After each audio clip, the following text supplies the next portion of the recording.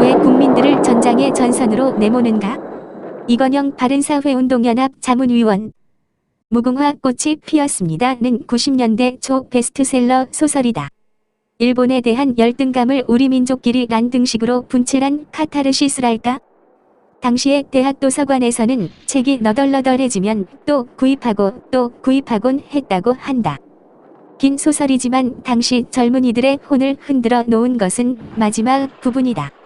내용은 이렇다.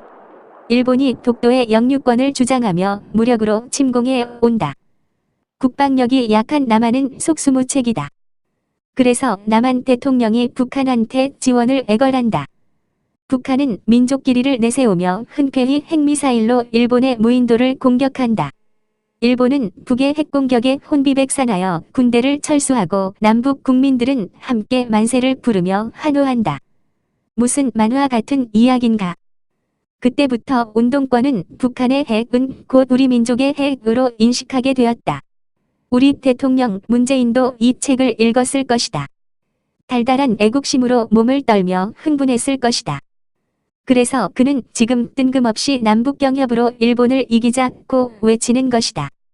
소설처럼 북한의 핵으로 일본을 쳐부수자는 말인가, 아니면 북한이 비장의 경제 무기라도 갖고 있다는 말인가? 북한의 애정을 표하고 일본의 적개심을 표시하는 방법치고는 유치하다. 지금 우리는 일본과 전쟁 중이다. 정부끼리의 갈등이 국가 간의 싸움이 되었다. 대통령이 진두에 서서 이기자 지지 말자로 선창한다. 무엇을 이기고 무엇에 지지 말자는 말인가? 어느새 이 정부의 목표가 일본 타도가 되었는가? 온 나라가 미쳐가고 있다.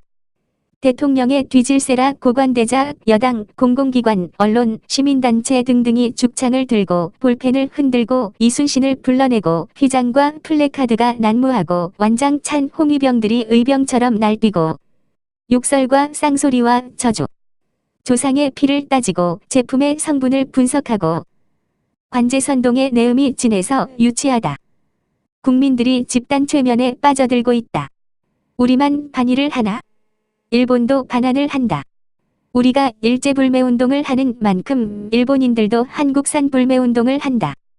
대통령은 우리가 도덕적으로 우월하다고 하나 그건 우리가 피해자니까 얼마든지 응석을 부리고 투정을 부려도 된다는 발상 같아 창피하다.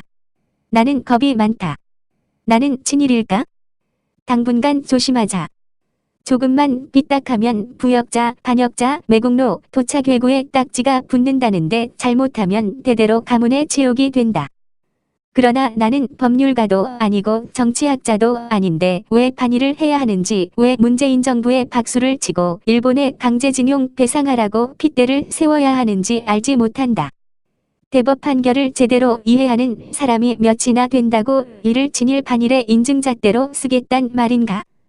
광화문에 모인다는 수만 군중들, 그들은 과연 한일 간의 쟁점이 무엇이고 정부가 징용보상에 관한 어떤 보관들을 가지고 어떻게 성실하게 협상했는지, 일본이 얼마나 사악하게 굴었는지 알고 있는가? 그들이 보기에 일본은 절대 악이고 우리 정부는 선하고 정의로운가?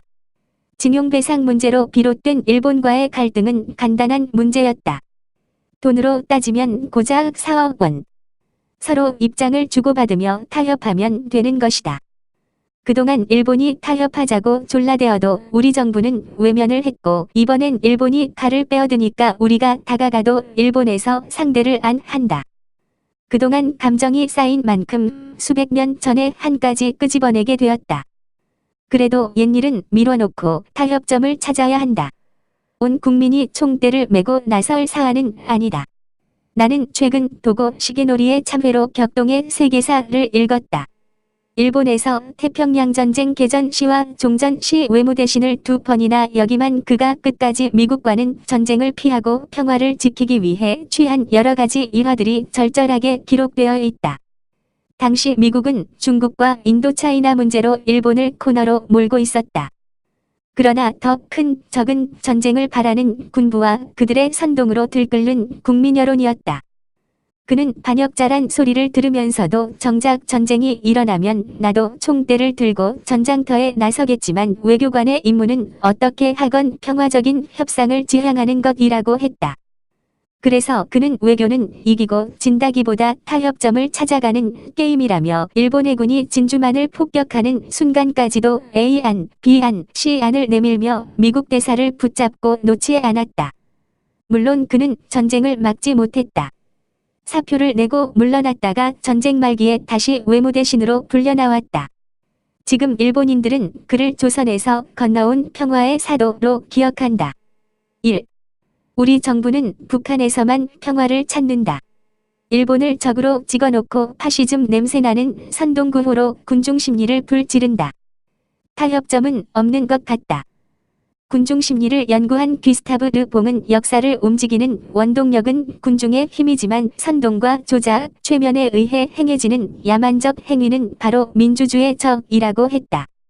제발 국민들을 전장의 앞에 세우지 말라. 주 1. 도고 시계놀이는 조선 사람이었다. 임진왜란 때 납치된 도공의 후손으로 4살 때까지도 박무덕이란 이름을 갖고 있었다. 그는 1급 전범으로 무기징역을 선고받고 복역 중 사망했다. 참회록은 그가 옥중에 집필한 것이다. 필자 소개. 이건영 박사, 바른사회운동연합 자문위원. 미국 노스웨스턴대 도시계획학 박사. 건설부 차관. 국토연구원장, 교통연구원장, 중부대 총장, 단국대 교수.